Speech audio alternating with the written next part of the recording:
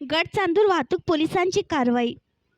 राज्यात बंदी असलेला माझा सुगंधित तंबाखू गडचांदूर पोलीस स्टेशन हद्दीतील अंबुजा फाट्याजवळ एका ठिकाणी लपवून ठेवलेला असल्याची गोपनीय माहिती 23 मे रोजी रात्रीच्या सुमारास उपविभागीय पोलीस अधिकारी रवींद्र जाधव यांना मिळाली असता गडचांदूर पोलीस स्टेशनचे ठाणेदार शिवाजी कदम यांच्या मार्गदर्शनाखाली पोलीस स्टेशन येथील वाहतूक शाखेच्या पोलिसांनी लगेच सदर ठिकाणी जाऊन शोध घेत माझा तंबाखू असलेल्या चुंगड्या जप्त केल्या।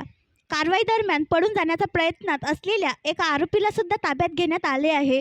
रामकिशोर महेश प्रजापती, वय वर्ष अंदाजे 32, राहणार उपरवाही असे आरोपीचे नाव असून 1,30,000 रुपये किमतीच्या माझा तंबाखूसह त्याला ताब्यात घेण्यात आला आहे। या संदर्भात गडचांदूर पोलीस स्टेशन येथे गुन्हा दाखल करण्यात आला आहे।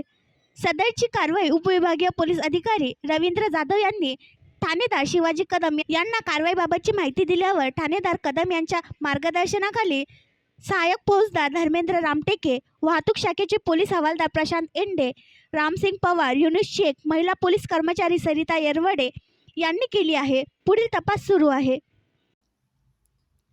आणखी नवीन व्हिडिओ पाहण्यासाठी आमच्या देशमुख एक्सप्रेस न्यूज चॅनलला सबस्क्राईब करा, लाईक करा आणि शेअर करा।